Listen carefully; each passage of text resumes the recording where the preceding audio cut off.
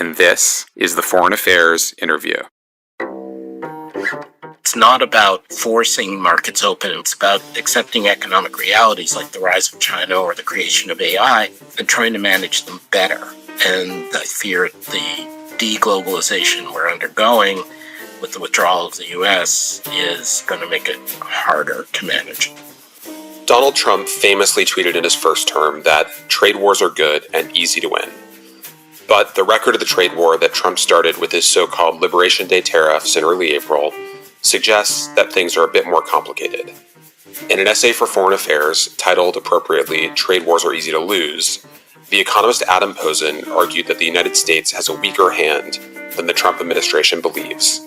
That's especially true when it comes to China, the world's second largest economy, and perhaps the real target of Trump's trade offensive. It is China that has escalation dominance in this trade war, Posen wrote.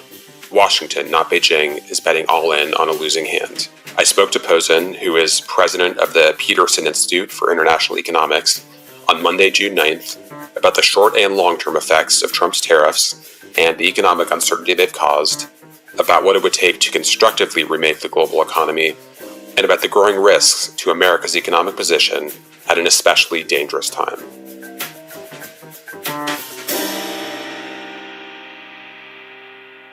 Adam, great to have you here. You have written over the last several years a slew of trenchant essays for Foreign Affairs about the global economy and America's role in it. The most recent one from early April was called Trade Wars Are Easy to Lose. Thank you so much, Dan, for the opportunity to work with Foreign Affairs and to be with you today. So given the hour-to-hour changes in the state of Donald Trump's trade wars, let's start with a relatively straightforward assessment of where things stand. Can you take us back to April 2nd, Trump's so-called Liberation Day, and explain how you understand what has transpired in the 2 months or so since then? I think there's more of a pattern and coherence, Dan, than people give him credit for. And it's partly, I think, cognitive dissonance that nobody wants to believe that the world has changed as much as it has, which is understandable, but I think misleading. So the first point is, if you had spoken to me in November, December after the election, I would have said to you where this is going to end up is punitive tariffs on China, very high tariffs in 4 or 5 key industries, steel, autos, pharmaceuticals, semiconductors. Across the board, de facto tariffs 10 to 15%, and then pressures on Mexico and Canada ahead of renegotiating NAFTA for the second time. And that's basically where we are. I mean, we've backed off the suicidally high tariffs that were initially threatened on China and their retaliation, but we still got extremely high tariffs on China by historical standards and affecting a huge range of trade between the sectoral tariffs and the China-specific tariffs. And none of this seems likely to change much. We've seen, even with close allies like the UK and Japan, little offer from the Trump administration to undo these tariffs. And the one worrying thing, I mean, there's a lot worrying, but we're seeing the same kinds of attitudes creep into the tax legislation, review of export controls, review of foreign investment. And that has implications, as I've written about for Foreign Affairs, that actually in some ways are bigger than the trade wars. The second thing I think that emerged is we're into a regime, an ongoing state of higher uncertainty that inherently, partly deliberately by the Trump administration, but partly just because of the nature, once you start going down this road of retaliation and pressures, that nobody's going to know for certain what the outcome is. And I make an analogy to Brexit, not that this is the same effect on the US, it's different, and it's much bigger effect on the rest of the world than Brexit was. But in the sense that in Brexit, from 2016 referendum through the 2020 implementation, there were a lot of people going back and forth. Oh, the problem with Brexit's the uncertainty. Is it going to be a hard Brexit? Is it going to be a soft Brexit? Is it going to be Boris Johnson or Theresa May negotiating? Is the EU and the UK going to reconcile? And I kept saying, no, the problem with Brexit is Brexit, not the uncertainty about Brexit. And since 2020, we've seen that. Total amount of investment has been flat and total amount of uncertainty has stayed high. So there are going to be specific deals that are going to matter. There's a lot of uncertainty about what specific deal might be concluded with China. I tend to take the skeptical view on that. I think we're going to stand pretty much where we are. But anyway, in the broad, we are where Trump said we'd be, even with the results that he didn't promise. We're supposedly going to see a slew of great deals that emerge from negotiations with dozens of trading partners over the next month or so. There have been, of course, pauses announced, but we've only seen, I believe, one deal so far, and that's with the United Kingdom. Is there anything we can extrapolate about other negotiations from what we saw in the outcome of that one?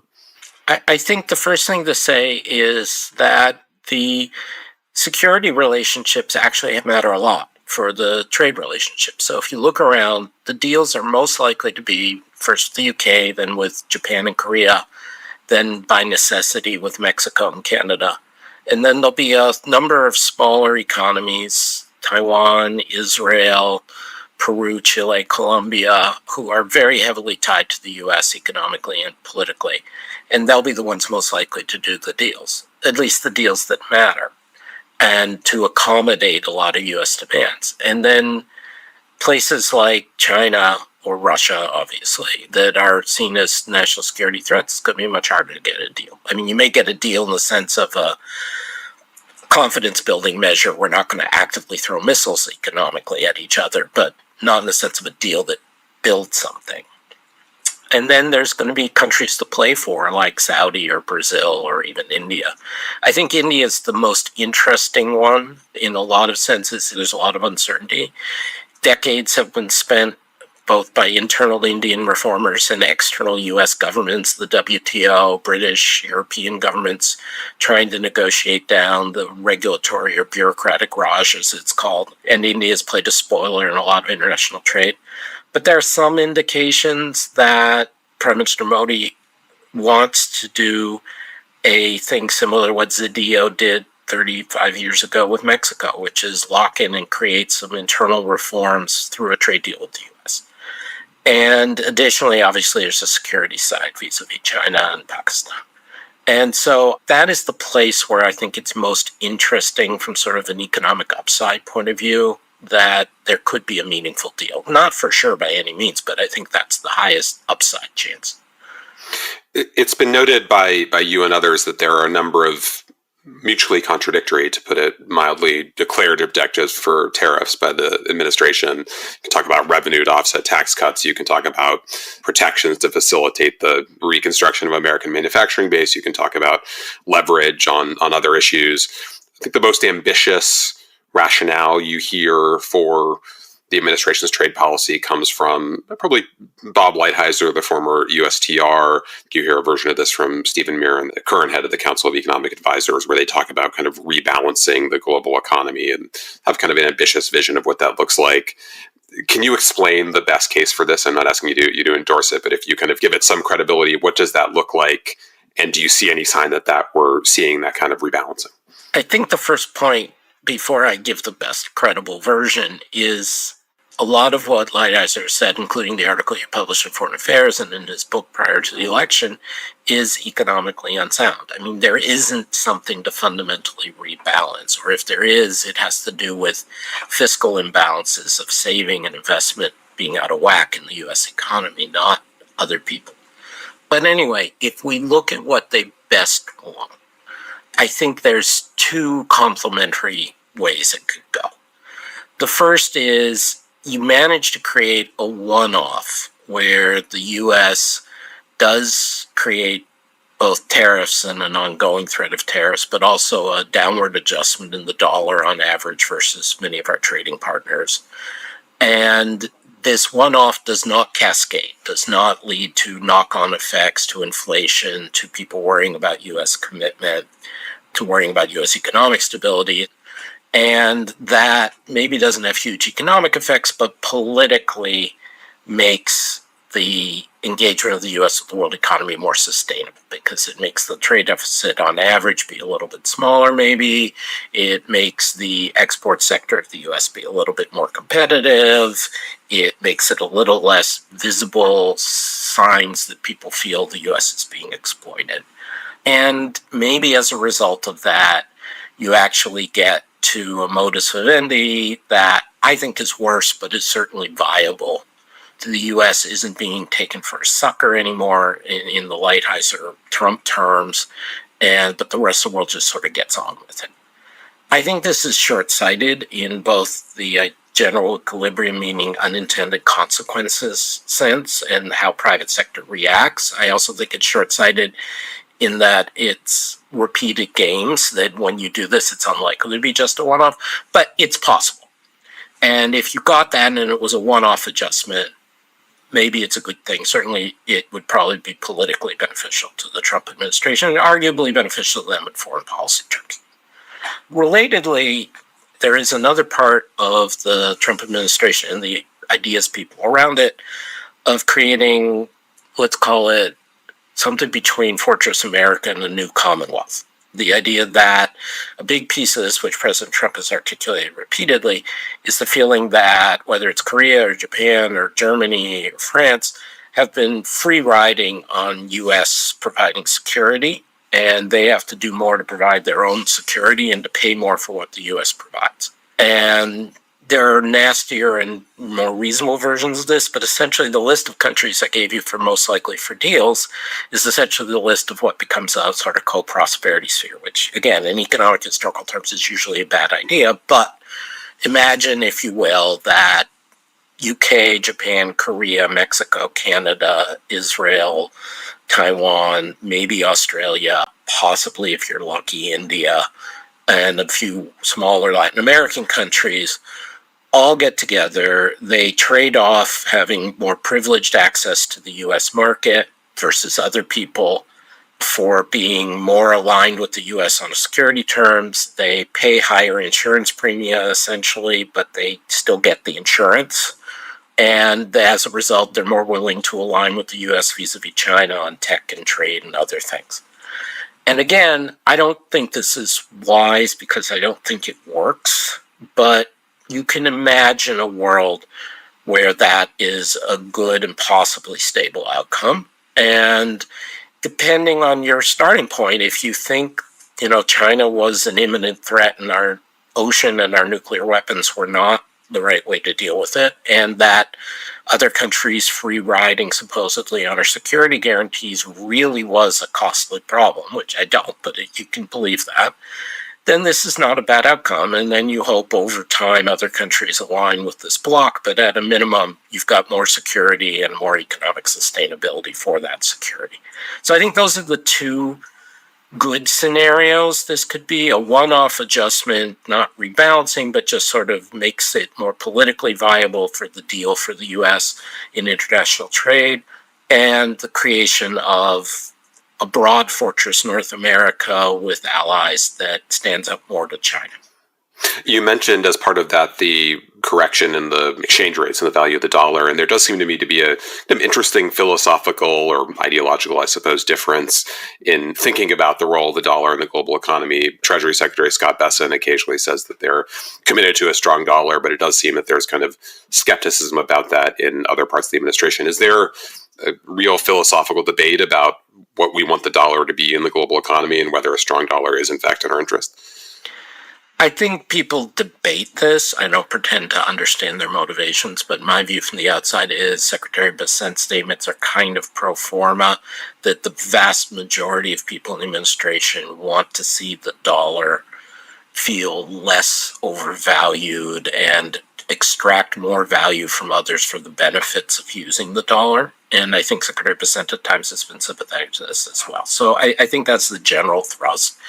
And this is similar to what President Nixon and Secretary of the Treasury Connolly viewed the world in the early 70s when they took us off the gold standard and broke the Bretton Woods system. And it was a view that the rest of the world was gaining unfair advantage.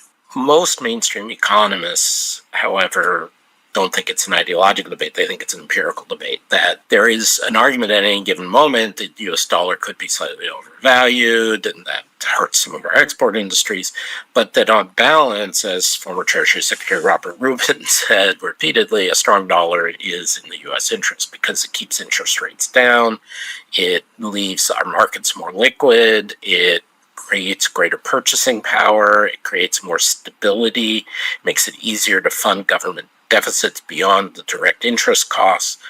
And so it's very hard in my view, to make a case that the U.S. is in a bad position because of the strength of the dollar, and unfortunately more because of our domestic fiscal policies, not follies, but also because of the attitudes of the Trump administration. The dollar is being decentered. And I choose that word because sometimes people talk about reserve currency status, like it's all either you're reserve or you're not, and there's only one. That's misleading. There's very clear evidence in the last few months that the dollar is being reduced in its centrality to the world economy. And this is showing up in things like U.S. Treasury interest rates jump up and the dollar goes down, which is more what we see in emerging markets, that people have fears about the ability to pay. And there's also a sense that many, again, linking the security and the economics, many allies feel they have to diversify a bit and self-insure against the dollar and against U.S. politics. And whereas it always used to be, even if the U.S. caused a problem, people would put more money in the U.S. when times got scary. And there's a very good new study by Ellen Ray, the distinguished French economist, showing, and others have done this in looser ways, that that dynamic really seems to have fundamentally reversed over the last few months. You noted both in your piece shortly after the most recent tariffs were announced and also a piece you wrote for Foreign Affairs before the election that you expected that this aggressive use of tariffs by the Trump administration would have a couple of effects on the domestic economy. One, it would lead to shortages and critical inputs for pharmaceuticals and appliances and lots of other things that we all use every day. And that it would also mean higher prices for American consumers. I think you cited a study that your institution did, the Peterson Institute did, that found that tariffs would cost an average household at least $2,600 a year. Have we started to see any of those effects come in yet, or is there kind of a lag on that we shouldn't expect those to appear in data yet? We're starting to see them, but there is a lag, in part because, as you mentioned, President Trump has created these holds or temporary suspensions or succeeding dates of implementation. But we did see already some signs about number of ships that were coming from China to the ports of LA and Seattle and so on. And there's starting to be jumps in prices and certain things that were hard to get. And then there's the obvious and very national security, a very important issue of rare earths, that potentially shortages, and arguably that's part of what brought China and U.S. back to the negotiating table, that China knows that if it cuts off rare earths, it escalates into a real economic war situation. But U.S. knows if China cuts off rare earths, huge amounts of our industry are disabled temporarily. So anyway, it's there. Inflation has not spiked up as much as I expected it to, but there's still, give it time, especially since the dollar is now moving the wrong way, as it were, rather than going up when you put on tariffs. I want to come back to the rare earths, but before we do, I just want to focus on the short-term responses to the last couple of months of tariff policy. I mean, one thing that has been striking is that the stock market has more or less returned to where it was before Liberation Day. I think the S&P is more or less the same. If we'd had this discussion a year ago and said we're going to land at, 10 or 15% average tariffs, I think we would have expected a much more dramatic reaction by markets. Is this a sign that, American industry can kind of deal with this once we know where things settle out? Or do you think this is kind of delusion on the part of the markets? I think it's more delusion or mistake on the part of the equity markets. And I would stress, there are things I've gotten wrong. Like I said, the lags to inflation have been longer than I initially expected. But I was very careful, even talking with you and others a year ago, never to say it about the stock market, because it's determined by so many other things. And right now, as is well reported, a huge amount, depending on what time period you look at, but some vast share of all the increases in the stock market are due to the 7 or 8 key tech and network companies. And most of the other stocks are flat or down, again, depending which period you look at. And so those companies, their prospects may rise or fall in ways that have little to do with tariffs and more to do with, are there digital taxes implemented in Europe? Is the protections that the Trump administration puts up and how well they get along with certain industries beneficial to these companies? Is the lack of antitrust enforcement likely to enhance? It's not an ideological thing. I don't view the stock market as a good indicator, a reliable indicator of what's going to happen to the average U.S. household, which, as you said, colleagues of mine like Kimberly Clausing, Mary Lovely, Warwick McKibben, and others have come up with numbers of how much they're going to hurt. And other independent organizations like the Center-Right Tax Foundation or the Center-Left Yale Budget Lab have both come up with numbers that are higher than ours in terms of the damage to the average household. So I think the key point to go back to is, even if the tariffs work in the sense we said, we talked about a few minutes ago, that doesn't mean they're not harmful, because ultimately what you're doing is you're reducing the purchasing power and the availability of goods for American businesses and American households.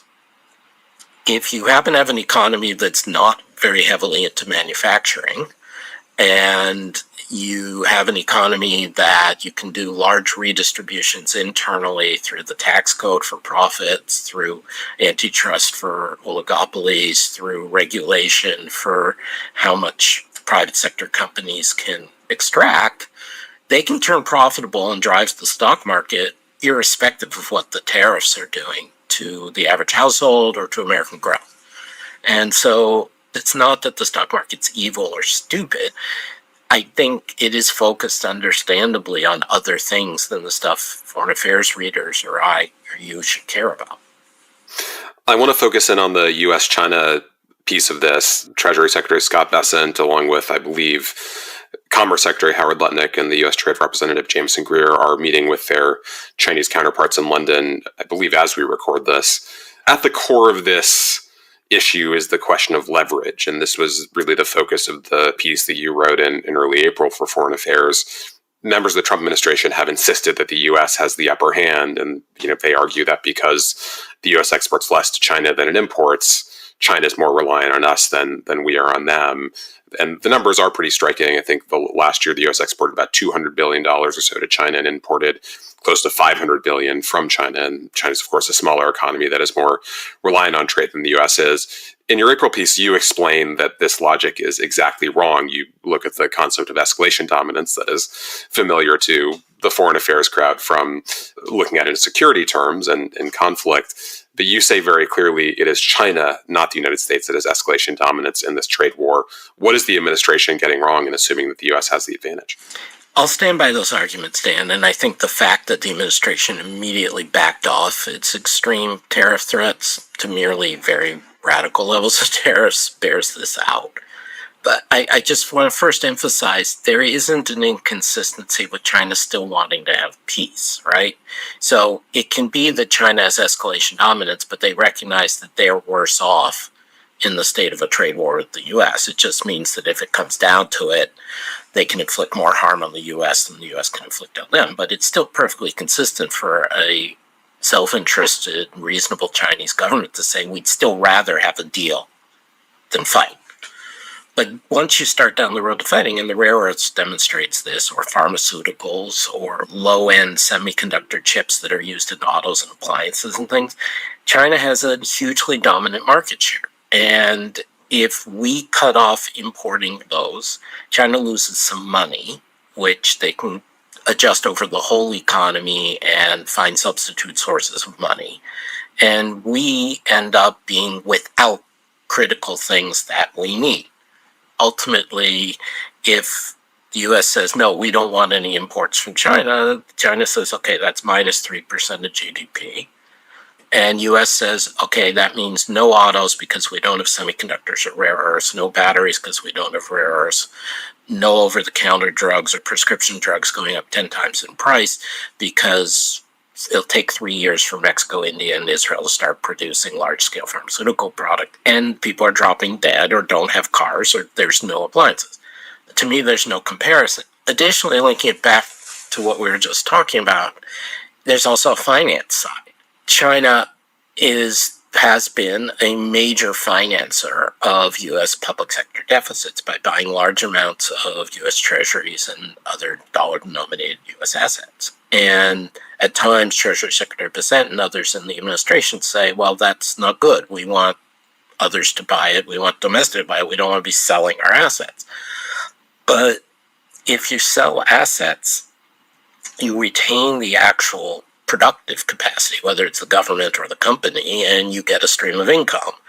If they stop financing us, our interest rates go up, our availability of credit goes down, our ability to invest, whether it's publicly or privately, goes down, and potentially the dollar goes down. And this is why I think the Treasury occasionally says things about a strong dollar. They don't want a free fall of the dollar. They shouldn't.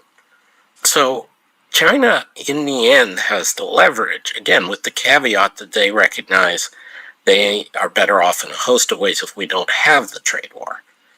But they will win if it escalates. The last point I would make is, I made an analogy to the Vietnam War in that article I put out through Foreign Affairs, that, this is a slog to no clear end that could just end up throwing money and treasure for no purpose. I think that's still true. But I think I'll make another analogy, though. I think where we're ending up is kind of like the phony war at the start of World War II, where there's about a year period between when Germany invades Poland, but the British, French, and Soviet forces are not directly fighting with the Germans in any big way. But there's always a threat because you're bumping up against each other. There's the possibility of escalation, the risk of things getting out of control, as well as deliberate. And I think that's where U.S.-China trade policy is going to be. I think we'll get something out of the discussions between the U.S. officials, the cabinet officials, and their counterparts. And it may take the form of confidence-building measures. It may take the form of specific declarations around access to rare earths in return for the U.S. easing on certain export controls. But we're going to still be in the state of active hostilities where things could escalate at any time. It strikes me that there was an implicit admission or recognition by the administration that the inputs are ultimately the thing that really matters in this dynamic when they responded to the rare earths restrictions by China with restrictions on semiconductors and other kinds of manufacturing equipment to China in the last few weeks. I agree with you, Dan. I think that's the right way to interpret it. And again, for both the U.S. and China, if you have several years and you plan this out, just China has been doing for several years towards its Made in China 2025 program, you start substituting, you start finding alternative sources, you start creating domestic sources for producing things, you stockpile, and you're still worse off, but it's viable. You're not vulnerable to the same degree. And one of the critiques I made in that piece in Foreign Affairs a couple of months ago was to say it's silly to do this in the U.S. case without having done all that preparation. It may not be economically optimal, but it may be security-minded or diversification-minded. Good idea to do this. But it takes a year. So, we want rare earths from somewhere else. We have to reopen mines somewhere else. We have to build processing plants. We have to get that all arranged. The Trump administration didn't do that before escalating. And that was a mistake. You want self-sufficiency. This is one of the rare cases where I think we could learn something from China. They took a multi-year, prolonged approach to readying themselves for that possibility. You have a great line in the April piece that I want to read because it captures this really punchily. When it comes to real war, if you have reason to be afraid of being invaded, it would be suicidal to provoke your adversary before you've armed yourself. And I think we're seeing the results of that right now. It's striking to me that even, I think probably any U.S. administration for the foreseeable future will be engaged in this kind of supply chain warfare with China in one way or another. Is this just a high-tech version of something that we've seen in other instances in economic history, or is there something fundamentally new about this? No, I think it is mostly the same. And I think this is part of what the Biden administration and the Trump administration got right and got wrong. I mean, they were right to say we probably went too far in allowing too much reliance on China, in particular industries, too much concentration in certain things like semiconductors from Taiwan. There is a reason to worry about that. What they all got wrong, Trump 1, Biden, and Trump 2, is they didn't actually do anything. And now the Biden people occasionally, after they're out of office, say, well, it was really hard. And it's like, well, I'm sorry, but that's the job. So this going back to where you said, Dan, what are possible good scenarios? I mean, so this is what the Biden administration talked about and failed to deliver on, and the Trump administration could do with their Fortress North America's approach, but isn't doing. Friendshoring in a positive way, right? You incentivize and make it win-win for Japan and Singapore and Britain and Germany and Chile to co-invest in production that allows us to substitute for China. But to do so, we have to be willing to let them export to us. We have to be willing to let there be investment both ways to make it work. There has to be enhanced or at least reassured security alliances that if they go this route for us, we will go this route for them. And that's all doable. Again, it's not easy, but it's doable. And it's arguably the right strategy. And we've now, in 3 successive administrations in a row, they've put the cart before the horse. They've decided to start separating from China before they've done any of this, or being unwilling to deliver on this kind of friendshoring relationship building. So, again, there is an underlying legitimate concern here. It's not the economic concern normally of, oh, we got trade imbalances. It's the economic concern of, oh, we can't be overly dependent on concentrated sources, especially ones that we don't like China. Just to give a nod to the history here, you, I believe about 6 months ago, told me to read a fantastic short book by Alberto Hirschman called something like National Power and the Structure of Foreign Trade.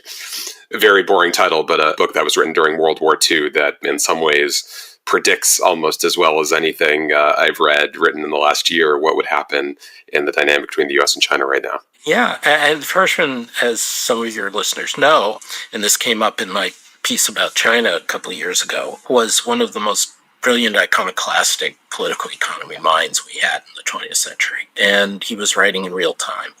And he was looking at Nazi Germany, Imperial Japan, and how they were setting up their co-prosperity arrangements. But the idea that when you feel there's a national security threat that is real, that you take measures to align countries and sources and think about that strategically, and occasionally you use force or threats of force to get that done. Yeah, as a predictive way of thinking about the world, I agree with you. I think Hirschman was right. I want to focus a bit on that piece you wrote a couple of years ago called The End of China's Economic Miracle. This was a moment when I think a lot of observers were just starting to register that the supposed post-zero COVID boom that was going to come in China wasn't in fact coming, and that was a sign of much deeper weaknesses in China's economy.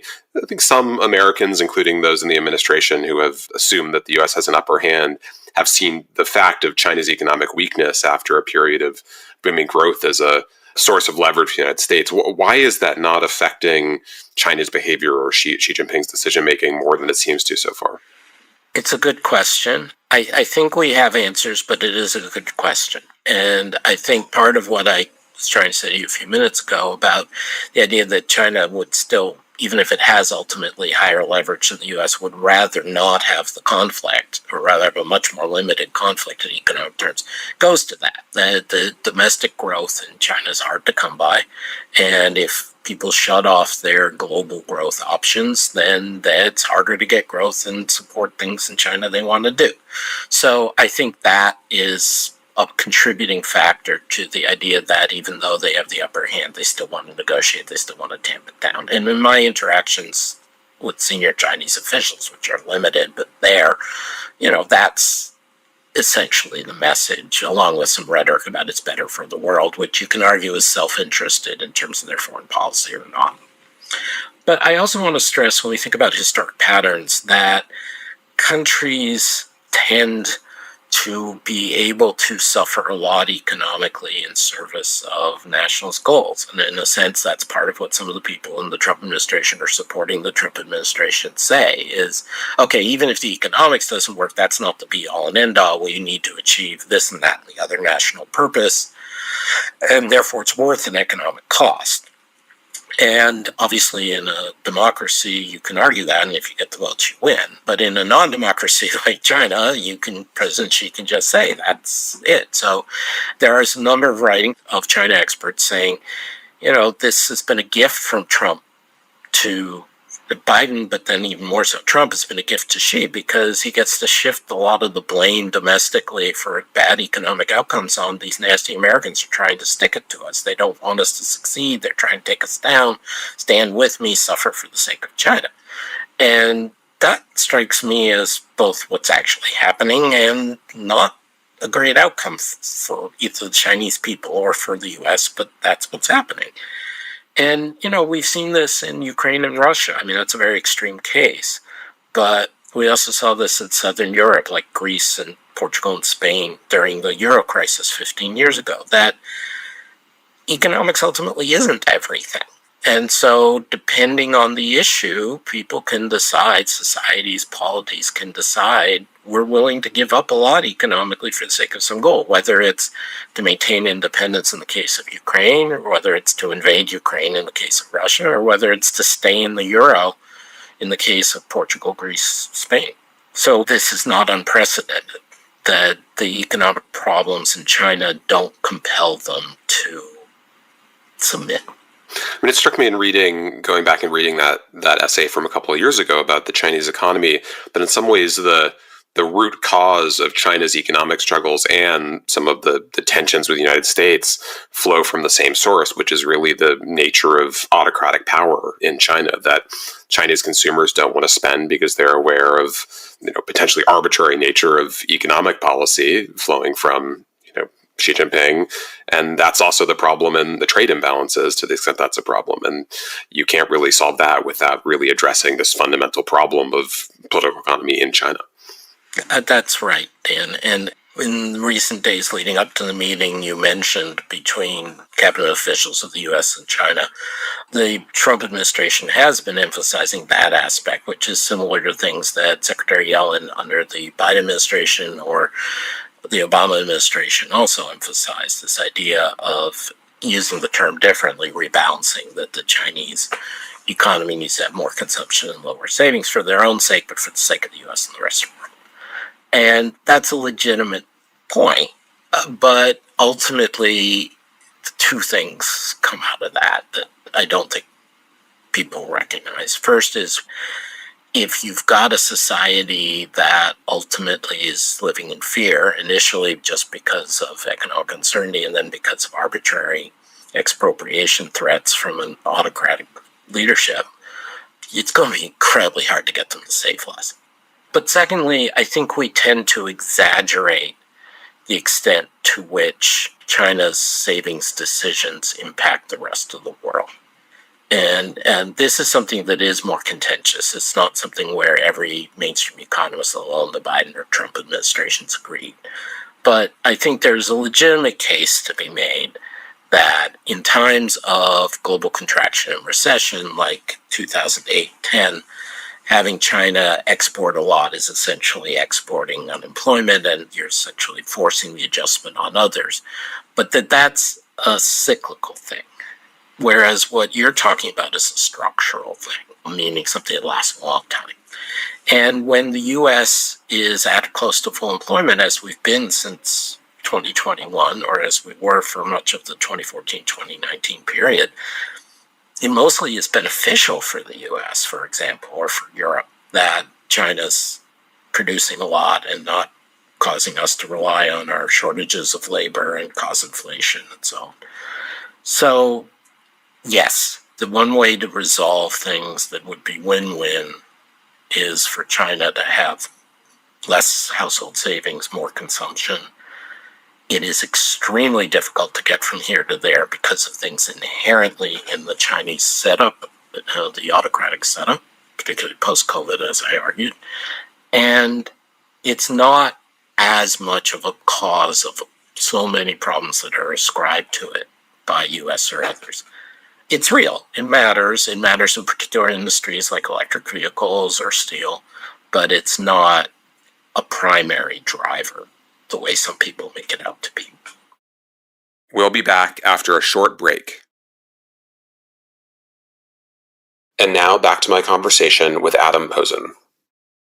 I want to turn back to the United States with reference to another essay you wrote in Foreign Affairs in 2021 called The Price of Nostalgia, a piece that argued against the conventional view of how the U.S. economy has developed over the last few decades. The way most people see it is that really since the end of the Cold War, there was this shift to a kind of, pro-globalization, quote-unquote, neoliberal system where the U.S. got increasingly open and increasingly reliant on trade and global investment flows and everything else. You argue in the piece that the last couple of decades, at least, have actually taken us in the opposite direction, that, quoting you here, contrary to popular belief, the United States has on balance been withdrawing from the international economy for the past 2 decades. For all the claims that globalization is the source of the country's political woes, the reality is the opposite. What is the evidence that we've in fact been going in the opposite direction? What do you think the conventional story misses there? Look, if you look at the facts, roughly around 1995, after NAFTA gets implemented, and certainly by 2000, when China permanent normal trade relations, China joining the WTO, get implemented, U.S. is declining in many ways to be engaged in the global economy, and certainly declining to increase its engagement during a time when everybody else except maybe Myanmar and North Korea is increasing their engagement in the global economy. And so the popular wisdom is that whether it was NAFTA or China PNTR, WTO, were these forced betrayals of U.S. interest by some neoliberal corporate elite, we actually saw the opposite. So immigration from Mexico and elsewhere just starts going down as a result of NAFTA. And you get surges occasionally of immigration, surges that are to be taken seriously, but average levels of immigration actually are going down. And a lot of countries at the same time that traditionally were much more anti-immigration in the U.S., like Australia and Japan even, start taking in more immigrants. The U.S. share of the economy that's exported and imported goes up small bit over 20 years and then basically flatlines. The rest of the world, and you can look at it on average, you can look at it country by country. We have all the data on the Peterson website. It goes up enormously in the amount that's traded, even India, and to its benefit. Global flows of money into the U.S. in net terms remain high, but actually foreign direct investment like we had in the 80s and 90s from Japan, Germany, and Netherlands, flatlines. Again, in other countries, they're increasing, even in China, they're increasing the amount of internal investment getting from abroad and share of assets from abroad. These are 3 big measures: flows of people, flows of trade, flows of long-term investment, where the U.S. basically doesn't have an increase after these big moves. And part of the misperception, I think, is people think of NAFTA or WTO for China as opening the doors and reducing the rules and protections, where it was actually the opposite. In both cases, though it got sold occasionally as, it's going to create jobs, it's going to open this, it's going to open that, what it really was doing in both cases was, we already have this growing economic relationship. This country, whether it's Mexico or China, is getting bigger and having more impact on us. We need a better way of managing it. We need rules and dispute settlement mechanisms and ways to actually regulate the trade and the migration and the investment, because otherwise it gets very messy and it's politically difficult. And so what we're actually get blamed as irresponsible, neoliberal, laissez-faire openings were actually attempts, not entirely successful, but largely successful, useful attempts to put more structure and more protections and more regulation in the broad sense around existing economic forces. The other misperception that goes with this is that the share of the U.S. economy that was vulnerable to trade wasn't going up. And I mean, what you see is many of the same places that were in trouble 20, 30, 40 years ago. By places, I mean Rust Belt, Ohio, northwestern Massachusetts, that were in trouble 20, 30, 40 years ago, were either still in trouble after NAFTA, after China WTO, after 2000, or were in less trouble, like Pittsburgh totally turning itself around, North Carolina totally turning itself around in large parts. And so the story of this devastation of the U.S., I hate the term heartland. That's part of the nostalgia distortion I hate. But anyway, the so-called heartland, it's, if anything, on certain places gotten better. And the worst declines in these areas took place in the 60s, 70s, 80s, before any of this happened.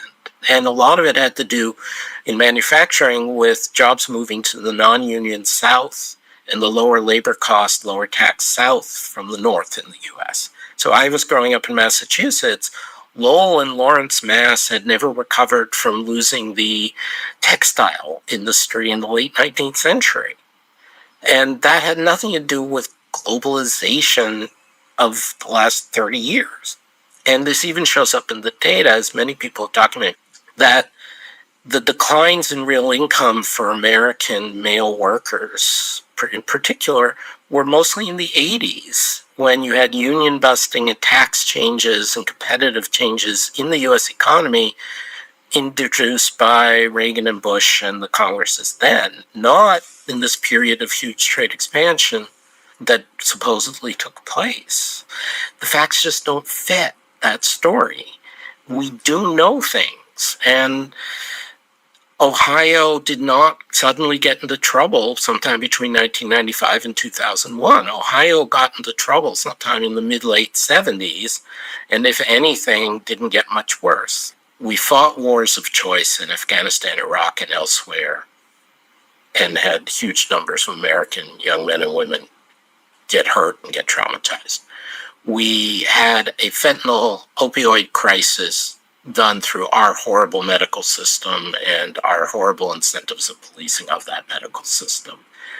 We had political division for non-economic reasons. And these things matter at least as much as anything economic for the deaths of despair in the state that the country is in. And the idea that somehow this gets blamed on globalization is just wrong. And so if we're constructing an alternative and what you would see as the right story for why people are so angry, right? What has gone wrong? It's a combination of technological change that did affect manufacturing, changes in labor policy and tax policy. I mean, kind of quote unquote neoliberal policies, but not on international economics, but instead on some of these domestic issues. And then you add fentanyl and the effect of the wars. And that to you is the kind of the real explanation. Yes, these are the things that really made people angry. And one of the things which I sort of say in that present nostalgia piece and others have developed is the idea that there was a relative shift in the prospects for certain kinds of workers, particularly certain kinds of ex-urban, white male, less formally educated workers, vis-a-vis higher educated urban workers and people of color and women. And that relative shift seems to be a source of anger, but it gets blamed on the idea that there was this kind of absolute hit. And again, I can understand both from people's perceptions and from political opportunism why you would come out that way, but that's not the story. The other thing I would say, though, just to be more than fair, but I think importantly, is that the neoliberal experts, as others have been writing about, were wrong in two profound ways, just not about globalization. The financial deregulation of the early 2000s and the way the financial crisis was handled and how little the financial sector suffered versus average people suffered was a huge discrediting thing to laissez-faire economics. And the mixed results at best we got about masking and school closures and so on. Not vaccinations. Vaccinations, there's no question, but on many of the other measures that were demanded during COVID, it was also seen as a failure of not neoliberals, but East Coast urban experts versus common sense. And I think those two things, along with the wars and fentanyl, legitimately, understandably made people angry and skeptical of people who write for foreign affairs telling them what to do. All we can do is try to recognize those failures and talk honestly. But again, those are failures that are not failures because we sold out the country to the Chinese or the Mexicans. Those are failures because we sold out our best ideals to vested interests domestically. Do you see policy options for addressing and helping those who have been displaced by economic changes, whatever the cause, that we haven't used yet? You note the failure of trade adjustment assistance, the kind of usual throwaway line that a politician would offer to help those who have lost jobs as a result of trade, and that has been extremely ineffective. But you also note, I believe this is in the Price of Nostalgia piece, that other countries spend really an enormous amount of their GDP. I think it's something close to 1% in Germany, helping people find new jobs. And even those places, it's not super successful. Is there anything we can look to give us hope here? Yes, there are things we can look to. Denmark is a great example, and then Germany and others, Nordics and some other parts of Europe have picked it up. You spend 1-2%, even up to 1.5% of GDP, which is a lot, in what are called active labor market policies, where you really invest in helping people who get displaced, particularly people who get displaced in large numbers in the concentrated region, to find new work. And that can matter. I think a lot of things that are justified on a social human basis also would help with the economics, like making sure that people do have portable health insurance and portable pensions and some government safety net beyond what we now have, so you don't have people scared to move or terrified because they're losing their retirement or because they have pre-existing conditions that can't get health insurance. I think some of the proposals that are out there, I'm not an expert on this, but I buy the basic logic and evidence of giving children assets at birth and making sure that they have a path to some savings and some assets. I think making sure that the housing policy in this country, which is not a federal policy, which is mostly run at the local level with some interference from states, is more reactive to demand in a constructive way and doesn't favor only high-end housing construction or non-construction. I think these are all things that could make people's lives better and would have the additional benefit of making adjustment to changes from technology or trade or whatever better. Whether it will work politically to make people happy and satisfied is a bigger question. It's a more uncertain question. Because as you and I just discussed, I think there are a lot of other things out there that are driving people's anger and unhappiness, even though for a variety of reasons it gets blamed on globalization or anti-migration in particular. But I mean, we see this in Europe, that there are an awful lot of countries, Western democracies, Eastern European democracies, Ireland right now, where you have a strong welfare state, you have labor market adjustment programs, you have national health insurance, and still people are really angry. And I think that emphasizes that even if we should be helping people, workers adjust, as you suggest, and there are things the U.S. doesn't do that we should be doing, it doesn't, in a sense, make the political, societal divisions go away. It is obligatory in any discussion of trade and global economic policy to close by asserting that artificial intelligence is going to make all of these changes seem like child's play. I have no idea if that's right, but I'll share that confident assertion.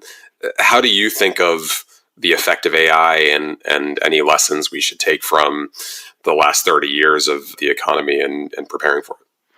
My colleagues and I at Peterson have only just started really seriously thinking about this. And this is an area where I want to indicate genuine intellectual humility, not just for me, but I think for the economics profession. I cannot think of an area where you've had such a wide range of speculation among mainstream, serious, well-intended people. So there's a huge range of people in terms of how much job displacement we're going to get from AI, how fast AI is going to be adopted, what are the productivity benefits, just enormous ranges on each of these scores.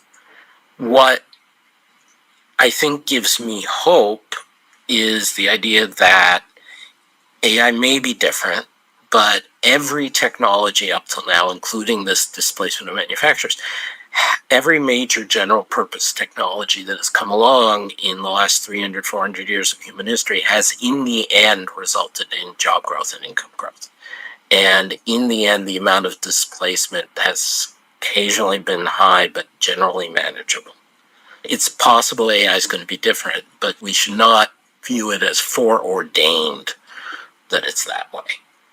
And the other thing I would say, which linking it back to some things you and I are talking about for future writing, is I think the more decentered from the US, or as I wrote several years ago, the post-American world economy, makes a world where it is going to be harder to deal with this.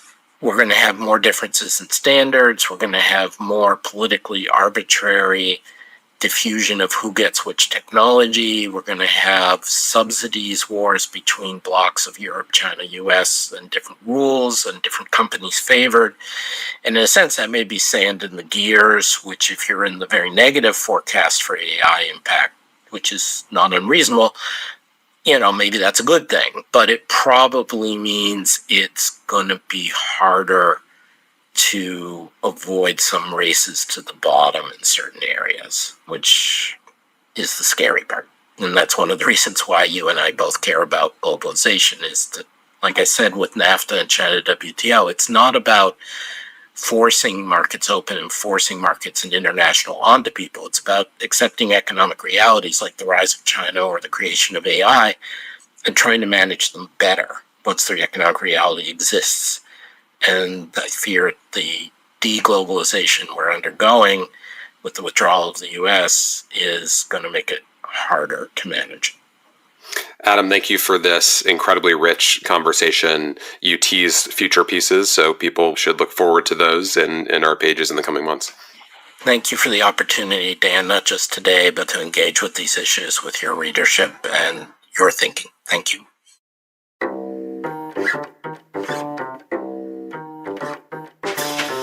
Thank you for listening. You can find the articles that we discussed on today's show at foreignaffairs.com. The Foreign Affairs interview is produced by Kanish Tharoor, Molly McEnany, Ben Metzner, and Caroline Wilcox. Our audio engineer is Todd Yeager. Our theme music was written and performed by Robin Hilton.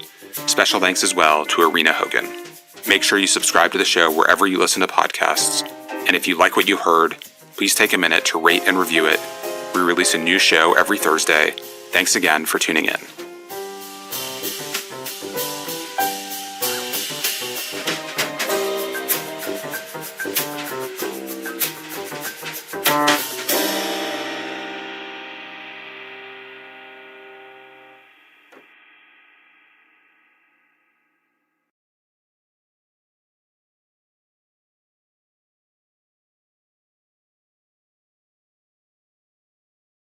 I'm Dan Kurtz-Phelan, and this is the Foreign Affairs Interview. I worry that the United States, despite having tremendous latent power, is further undermining its ability to mobilize that power. And if we get stuck in suddenly a huge crisis with China, that's going to give them a huge short-term advantage over the United States. In a little more than 100 days, Donald Trump has set about dismantling much of the international order that prevailed since World War II. That's true of traditional U.S. approaches to trade, to conflict, to alliances, to international organizations, and much more. But as much as we focus on Trump, Michael Beckley argues that much of this change in U.S. foreign policy has deeper roots, going to the very nature of American power. America is increasingly a rogue superpower, Beckley has written, neither international